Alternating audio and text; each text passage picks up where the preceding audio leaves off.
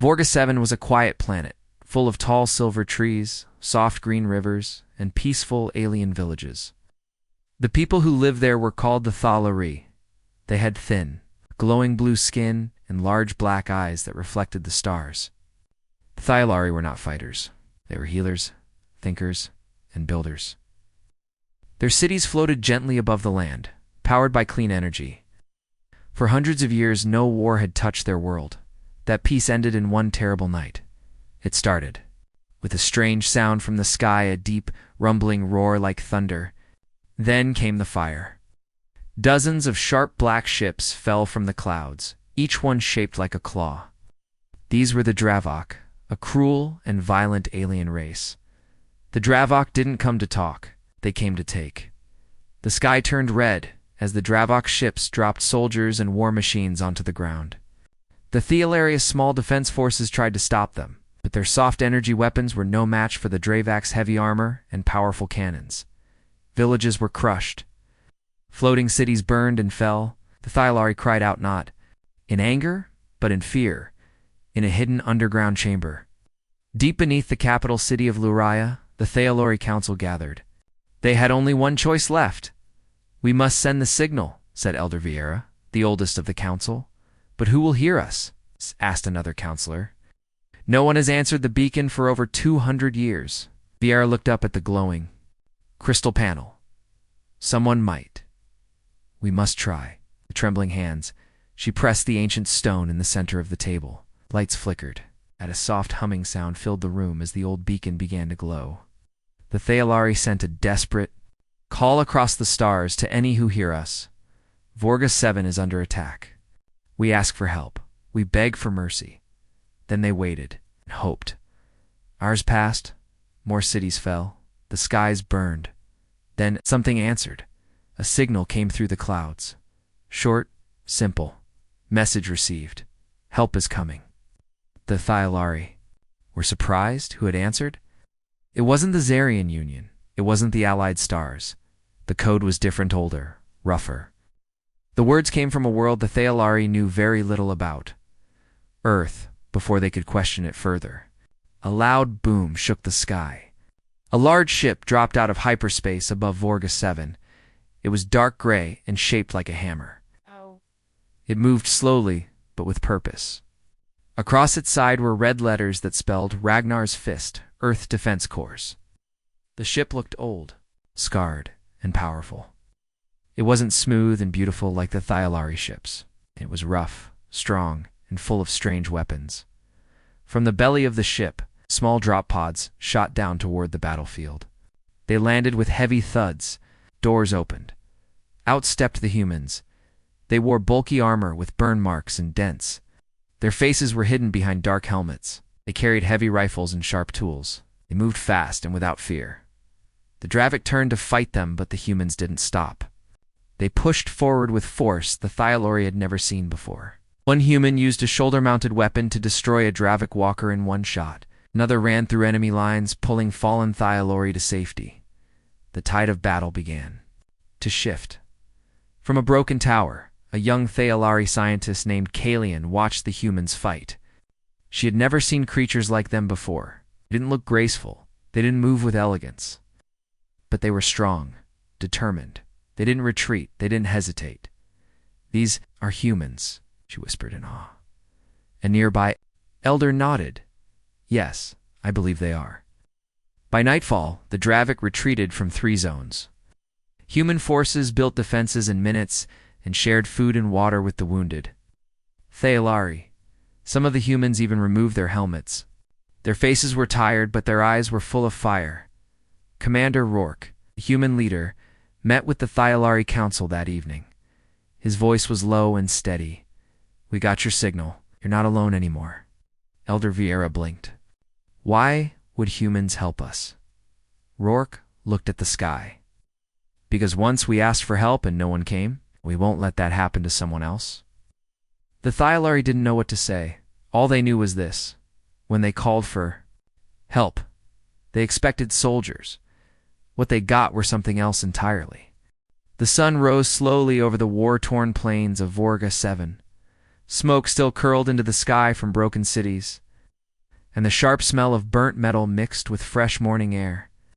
The Thalari, though grateful, watched the humans with curiosity and a little fear. These strange beings were different from any they had known before. Commander Rourke stood beside the floating council hall. His armor was scratched and dented from battle, but he carried himself with calm strength. Around him, his soldiers prepared their gear, repairing weapons and checking armor. Kalian, the young scientist who had watched the battle from the tower, stepped forward. She had many questions. "Commander Rourke," she said quietly, "your soldiers fight like nothing I have ever seen. Your weapons, they are unlike ours. Can you tell me more about your people?" Rourke nodded slowly. "Humans. From Earth, we don't have the best technology by galactic standards, but we fight hard. We fight smart." He paused, looking at the distant horizon where the Dravic forces still lurked. "We have survived a lot. War, disaster, loss. Made us tough." The Thyalori listened carefully. They'd never known a world so full of struggle and pain. Their own lives were peaceful, protected by technology and diplomacy. But the humans were different. "They call us Earthborn," Rourke said, "because we come from a world that was broken. We learned to survive by fighting through the worst. We don't give up." Kellyan's eyes widened. "You say your world was broken?" "Yes," Rourke said. "A long time ago, Earth went through a great war, one that nearly ended all life there. Our cities were destroyed, our skies were dark, many died. But some of us survived. We rebuilt, not by choosing peace first, but by learning to fight when we must." The humans had no floating cities or gentle energy fields like the Thyalari. Instead, they used what they could find, often repairing and reusing old machines. Their ships were rugged and sometimes patched together with old parts, yet when they fought, they were unstoppable. Kalian felt a strange respect growing inside her. These humans were not elegant or graceful, but they were strong in a way the Thyalari could not understand. They were survivors. Suddenly, a scout ran toward them, breathless. "Commander, Thybek are calling for backup. Their reinforcements are coming from the outer rim. They bring something." New Rourke frowned. "Knew how?" The scout shook his head. "They did not say. Just called it the monsters." Whispers spread through the human ranks. Rourke's jaw tightened. "The Dravic always have tricks. We'll be ready." Kalian looked up at Rourke. "What will you do?" "We hold the line," he said. "No one else can stop the Dravic but us." That night, the humans gathered around campfires, preparing their weapons and sharing stories. Kalian watched as they moved, studied their faces under the flickering light. She saw pain, their pain from loss, from battle, but also hope. The humans fought not just because they wanted to win, but because they had to protect others who could, not protect themselves. The next morning, the horizon darkened. A huge fleet appeared, casting giant shadows over the land. The Dravic reinforcements had arrived. Their ships were larger, covered in spikes and strange glowing symbols. From these ships, strange creatures were dropped, large beasts with sharp teeth and armored scales. The Thyalari gasped. These were not like the Dravic soldiers. These were monsters, big, wild, and terrifying. The humans readied themselves. "These are the real monsters," Rourke said quietly. "But they don't scare us." The Earthborn sentinels moved into position. Weapons hummed and clicked. Their armor glistened with scratches and marks from past fights. They did not hesitate. When the monsters charged, the humans met them with fire and steel. Explosions lit the battlefield as the humans used every tool they had. Grenades, railguns, even old-fashioned melee weapons. The beasts roared, but the humans pressed forward. Kalian watched from the safety of the council hall. She saw humans, fighting side by side with her people, standing strong when others ran. She saw humans dive into danger to save others. She realized something new. The humans were not just fighters, they were protectors. After hours of battle, the monsters fell back. The Dravic ships withdrew, unable to hold the ground. Rourke stood on a hill, looking over the battlefield. "This is only the beginning," he said. "But we will win together." The Thyalari cheered, not just for the humans, but for hope. Kaelian approached Rourke once more. "Thank you," she said, "for saving us." Rourke smiled faintly. "We don't do it for thanks. We do it because no one should face monsters." Alone, as the sun set, Vorga 7 was quiet again. The fires of war still burned, but so did a new light, a light of courage, of unity, and of the human spirit. The Thailari were learning something they had never known before. Sometimes being strong is more than having power. Sometimes it is about never giving up. The sky above Vorga 7 remained gray for many days. Smoke still floated over the ruined forests. The sounds of war had become a normal part of life. Yet, in the middle of all this, something had changed. The humans had come, and they were winning. Battles that once felt hopeless. The Thailari started calling them Earthborn Guardians. Children whispered stories of soldiers in metal suits, saving whole villages. Old elders, who had lost all hope, now spoke of victory again. Kaelian, the young scientist, followed Commander Rourke as he moved through the medical tents. Wounded, the Ilari and human soldiers lay side by side. Human doctors worked quickly, using tools that looked old but powerful. She watched one human nurse gently place a blanket over a hurt Thailari child. The child smiled. Kaelian had never seen such kindness from warriors before. She turned to Rourke. "Your people, you fight so hard, but you still care for strangers. Even in pain, you help others." Rourke looked tired. "That's what makes us human." Kaelian nodded slowly. "But I still don't understand. Earth is far away. Why come all this way to help us?" Rourke didn't answer right away. He walked toward a broken satellite dish on the edge of the camp. "You want to know why we fight?" he said at last. "I'll show you." He activated an old recording stored in his wrist device. The screen glowed. Images appeared Earth. Before the wars, beautiful cities, green lands, happy people. Then came fire, explosions, skies filled with smoke. Kaelian watched as Earth changed. Cities turned to rubble, forests burned, giant machines fought each other. The voice in the recording said, "The year 3129. The great collapse begins." Kaelian covered her mouth. "Is this real?" "Yes," Rourke said. "That was the end of the world we knew." The next part of the video showed something different. Groups of humans, covered in dirt and dust, working together, building new shelters, sharing food, protecting each other. "We lost everything," Rourke said. "But we learned. We learned to survive. We learned to fight not for power, but for people, for family, for those who couldn't protect themselves." Kellyanne's eyes were full of tears. She looked at the commander with a new kind of respect. "You turned pain into strength." Rourke nodded. "That's what it means to be Earthborn." Suddenly, alarms rang through the camp. Enemy approaching from the south. "It's the Maw." Rourke's face grew dark. "The Maw, ... Kaelian had heard rumors. The Maw was not just a ship. It was a flying fortress, large enough to destroy an entire city in one blast. The Dravik had used it to crush dozens of planets. No one had ever survived its full attack. Human soldiers rushed into position. The Thailari stood behind them, afraid but ready to help. High in the sky, the Maw appeared. It was enormous, black, and shaped like a jaw with glowing red lines. Running through its surface, thunder cracked as it fired its first blast. A mountain near the base camp exploded into dust. Rourke gave quick orders. "All cannons ready. Defend the shield generators. Get civilians underground."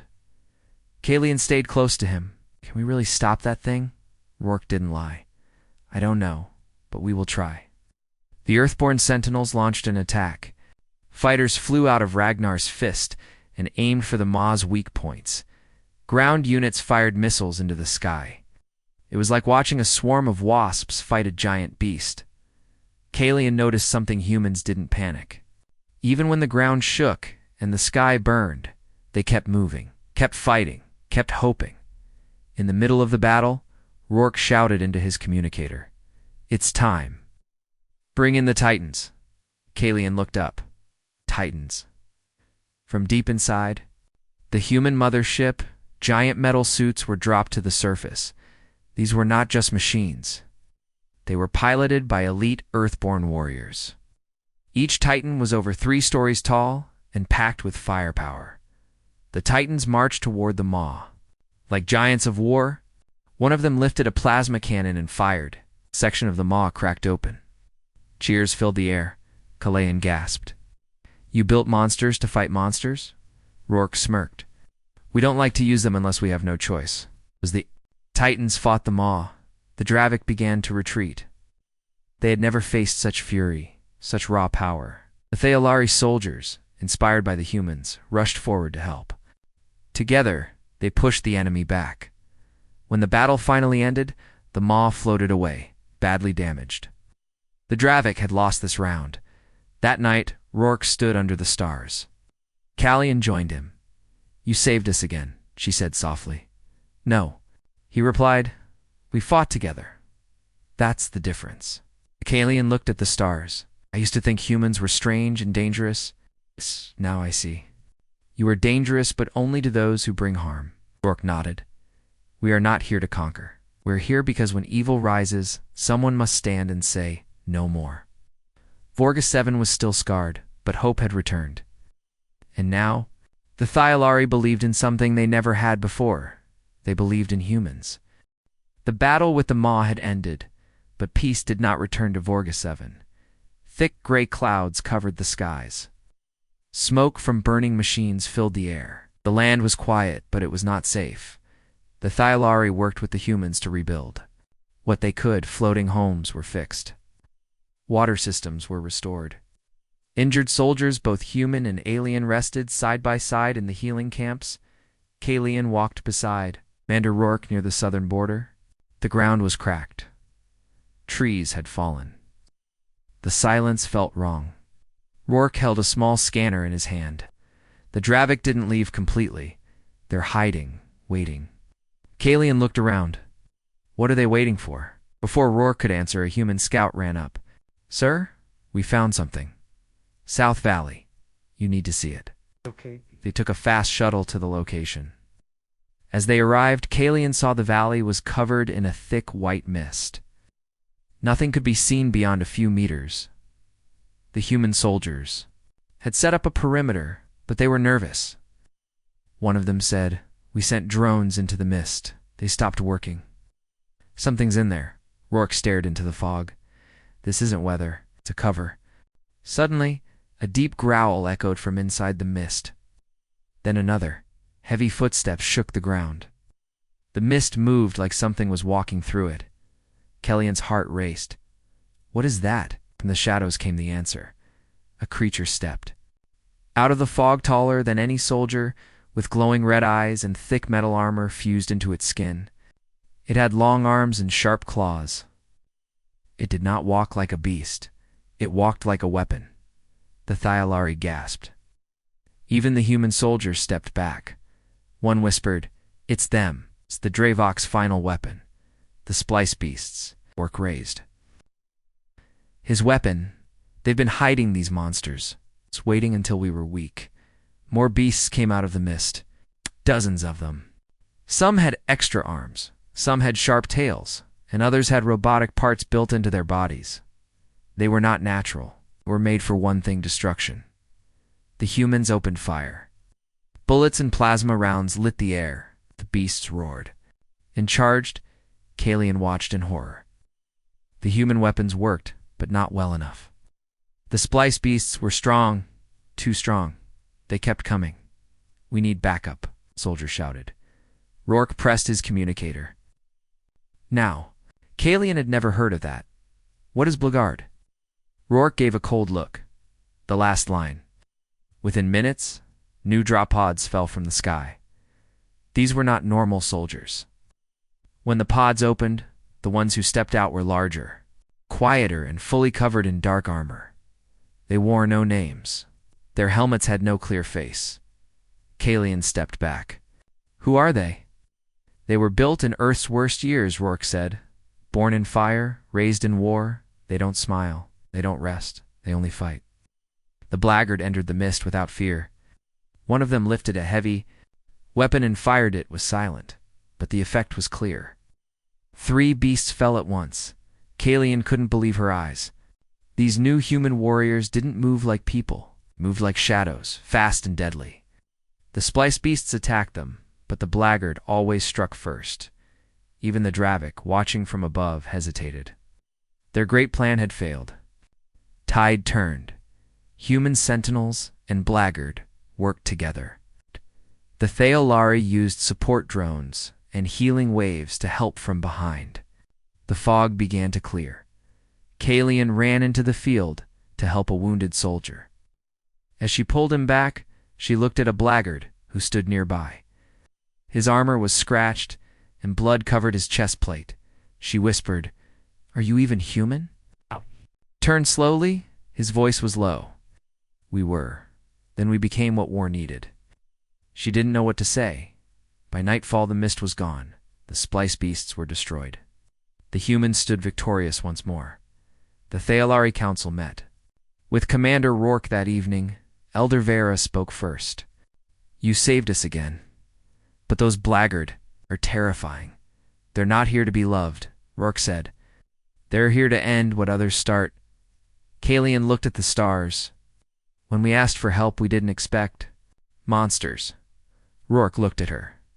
"You didn't get monsters, you got humans." And in that moment, Kalian finally understood. Earth had sent more than soldiers. It had sent everything they had, because they knew what true fear was. And they would never let anyone else face it alone. The real monsters had come. But they were not from Earth. The battle in the mist had ended. The splice beasts lay broken in the fields.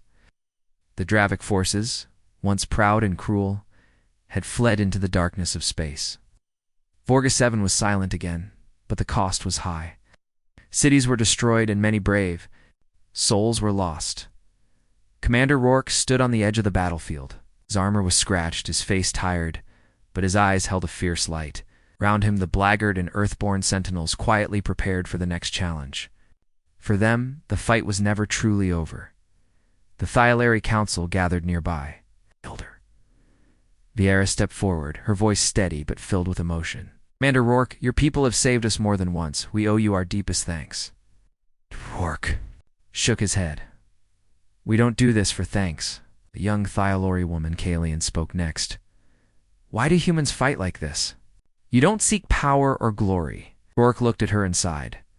"We fight because we remember what it means to lose everything. We fight for those who cannot fight themselves. Sometimes ... we fight because no one else will." Elian thought about that. The humans were not perfect. Their warriors were harsh, their weapons deadly, and their methods sometimes frightening. But they had a harder reason beyond battle. Later, Kalian walked with Rourke toward the stars. "Why? Hasn't Earth joined the Galactic Council? Your people have such strength and courage." Rourke's face darkened. "Earth was once broken. We had wars that tore us apart. We lost trust in others. We chose to stay apart, to protect ourselves. But now, you have reached out," Kalian said. "We have," he agreed. "But we do not ask to be welcomed with open arms. We want to prove we deserve a place among the stars." The stars above Vorga 7 shone brightly. The future was uncertain, but hope had returned. Suddenly a signal arrived. It was from Earth. Rourke's face changed. "It's a message for us." It played. The transmission. The voice was clear, strong, and familiar. "To all those who face darkness, know this. Earth stands ready. We will come when you call. We will fight alongside you. We are not monsters. We are human." The Thaolari gasped. The message was simple, but powerful. Rourke smiled faintly. "We are no longer alone." Weeks passed. Vorga 7 began to heal. The humans stayed, teaching the Thaolari new ways to defend their world. Together, they built stronger defenses and shared knowledge. One evening, Kalian stood beside a human scout named Jackson. They watched the sunset paint the sky with gold and red dot. Jackson turned to her. "You know, Kalian, humans aren't perfect. We've made many mistakes, but we keep trying. We fight not just with weapons, but with hope." Kalian smiled. "I see that now. Humans are strong because they never give up." Jackson nodded. "That's the price of being human." Far beyond Vorga 7, other worlds watched. News of the humans' arrival spread quickly. Some feared them, others admired them, but all knew one thing. When humans came, the real monsters did not stand a chance. Because humans fought, not just to win, they fought to protect, and that was something no enemy could ever break.